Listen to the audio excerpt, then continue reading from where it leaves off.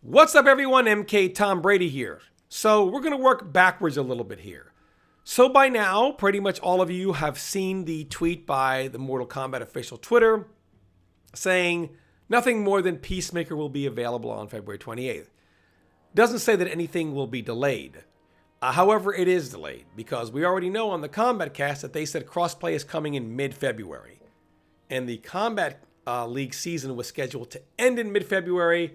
So we figured, worst case scenario, we get crossplay mid-February, but with that patch, more than likely, would also bring us Peacemaker.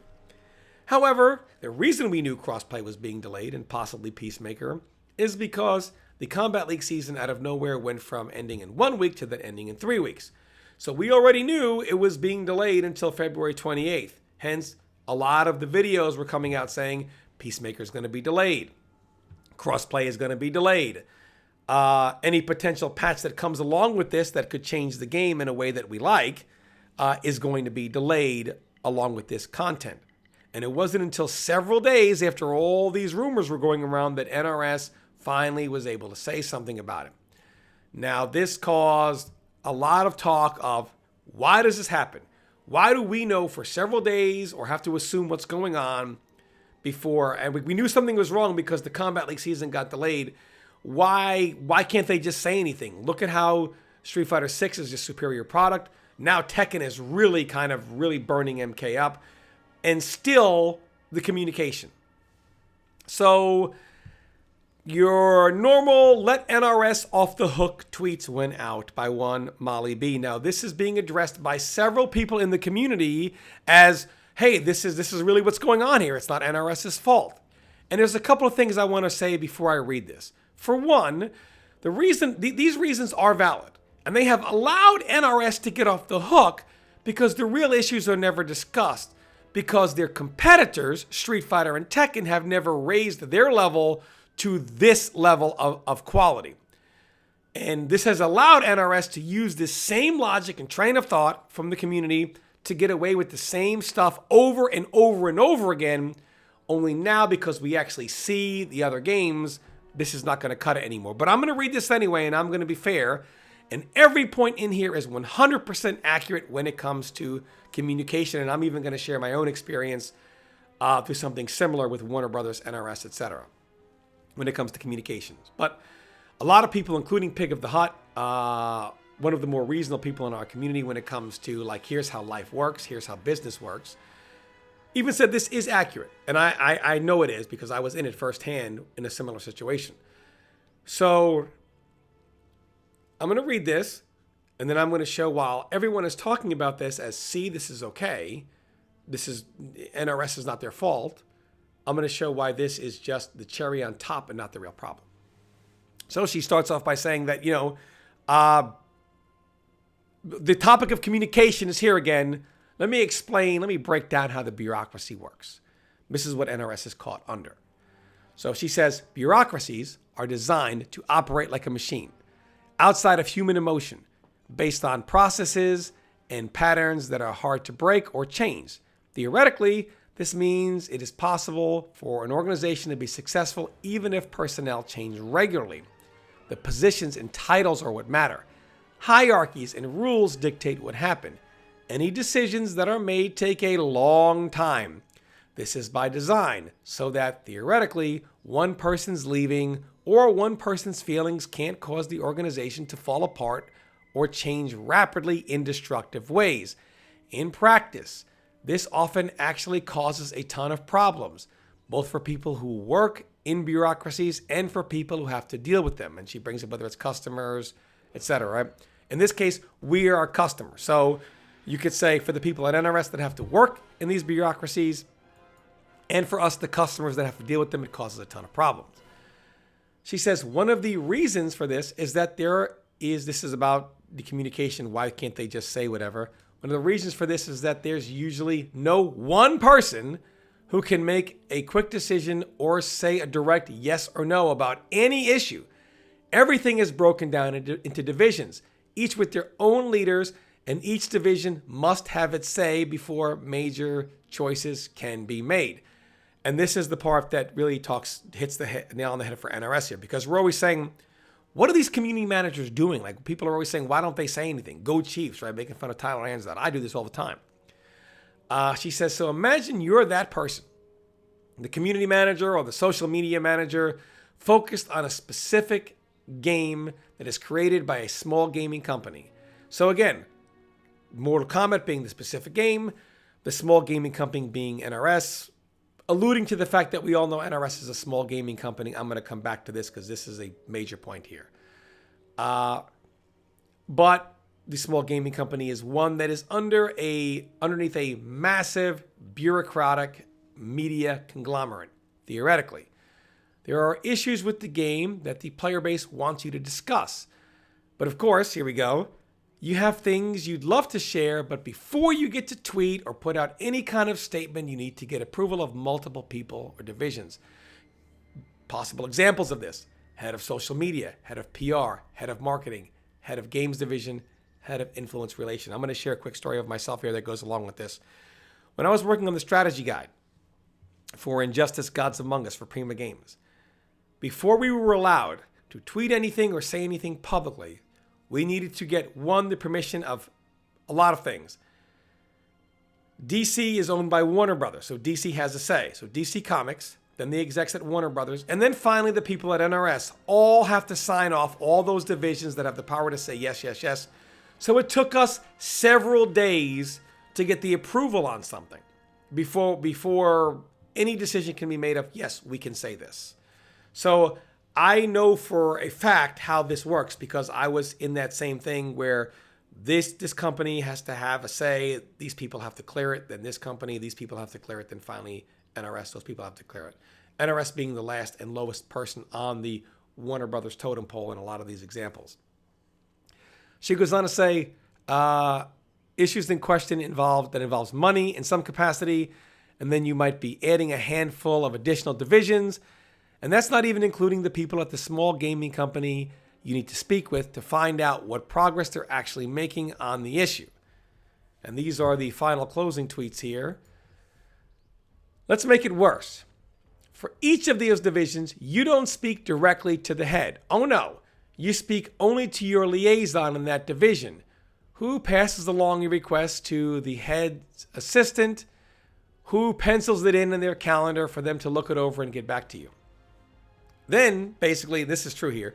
If you're lucky, all of these divisions approve your potential tweet or statement as soon as they get the request. So as soon as they get them, they approve it right away. Then then you're free to communicate. However, and this is the thing, by the time all that happens, the audience and the player base is angry that what's taking so long to get this message out to us. If you're unlucky, one of those divisions' head doesn't approve your draft statement and sends it back to you for revision. Once you revise it, you start the process all over again, reaching out back to the division or your liaison who reaches out to the division head, who talks to the actual division head. So, so it's like the whole process is restarted. She finishes up here with, it's perfectly understandable for players to feel frustrated and speak out, asking for better communication. But understand, it's a bureaucratic entity that you're asking to change. And the social media manager, NRS devs, and Ed Boon himself don't have the power to make. This is the key here. Even Ed Boon himself does not have the power. And this is, I always say, Ed Boon has bosses too. So Ed Boon does not have the power to say, whoever, go ahead and tweet these out anyway. They don't have that power. So Ed Boon himself doesn't have the power to make that happen. We are stuck with this unless multiple divisions within Warner Brothers simultaneously decide things should operate differently, and that's unlikely to happen. And please keep in mind that your social medias and everything else, they hate it just as much as we do. So all these points are true. However, like Molly B pointed out, NRS is a small gaming company, and one Edward John Boon does not have the power to have any say in these communications. That is not the problem. The problem is how things operate within what Edward John Boon does have the power to say, which is this right here. Now, I did not create this. I don't want to take any credit for it. This graphic was made by someone on Twitter. I forgot their name. I'm totally sorry. On the left, you see how other fighting game developments work. These are bigger companies, and even they still have a better development cycle. Start of game development of a new game, right? Let's say, we start with, one of the early Tekkens, right? You build the game system, and this is how they keep going, right? You proceed to keep the system for future games. With each new title, you refine that system. So they don't scrap all the moves, scrap all the mechanics, and rebuild it from scratch. You refine that system while adding new elements to it, adding new moves, adding new things. Like they have added things to Tekken for years and years and years and refined their system over and over again. They didn't scrap everything and start from scratch every time. This means now you have time to add additional content and expand the game into new areas. And then finally, because of the system's familiarity, you'll be able to respond to game issues with speed and efficiency. So even if you can't tweet it, you know exactly what the issue is. It wouldn't take you 45 days to fix a desync issue. Then on the right is what Ed Boon and the small gaming company, who should know they don't have time to do this within their window, they do have time to control. Start of a new development of a new game. Publisher gives limited development time. This is Warner Brothers. So then what do? You proceed to use that limited development time to rebuild the entire system for no good reason. Scrap every move, everything, every mechanic. Rebuild it all. Spend most of the precious time building the brand new system. Then you discover problems born from creating a brand new system. Then with no time left to add new content, you proceed to crunch so that you can make it in time to fix and test the brand new system before launch.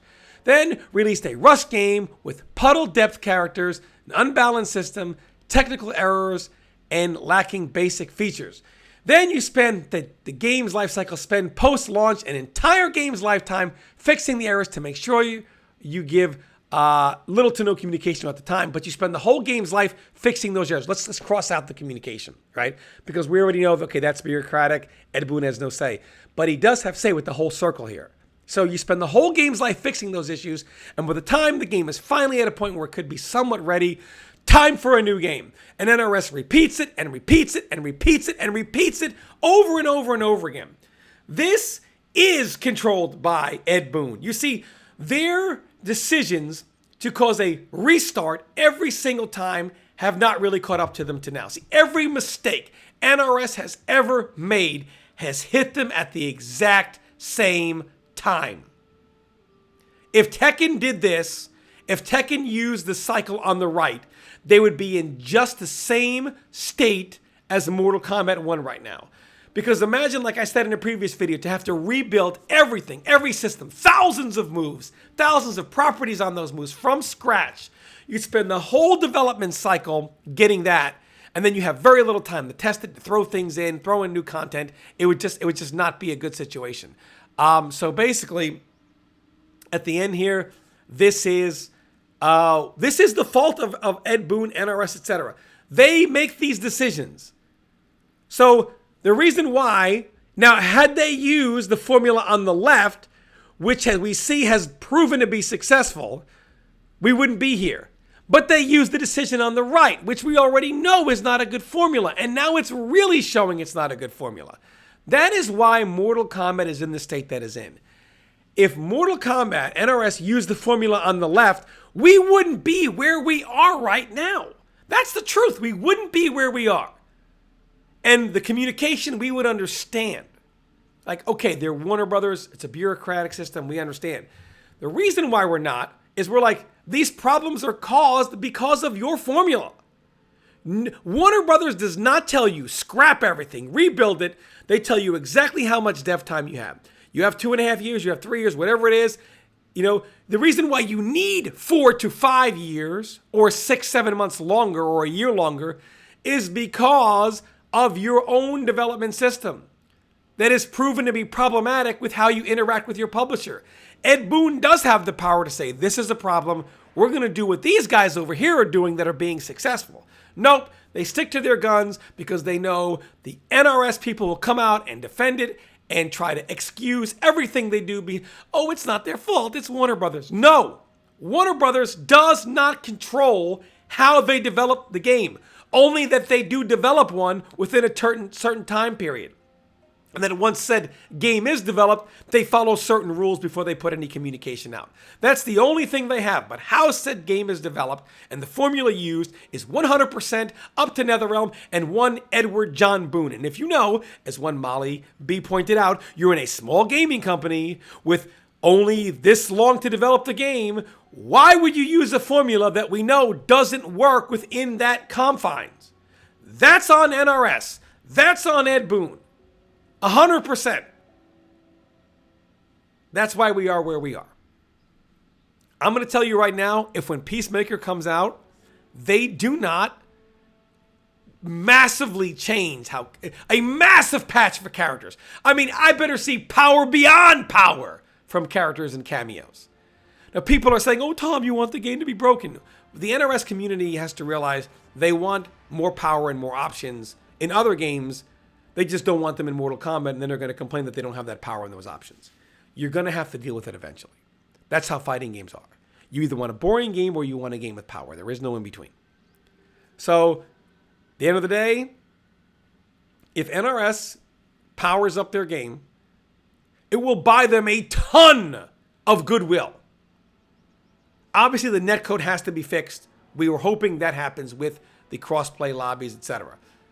But if they were to do at least that, it buys them a ton of goodwill from the community. Will that actually happen? I have no idea. The game is incomplete, missing modes.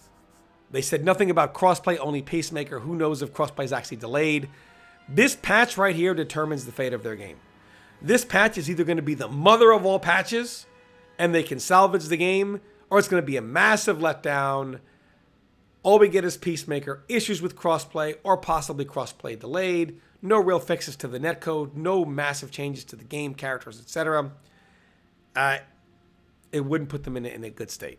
But let me know what you guys feel about this video. As always, thanks for watching. Stay tuned for more content, which will probably be Tekken related if MK doesn't change something. Thanks for watching, everyone.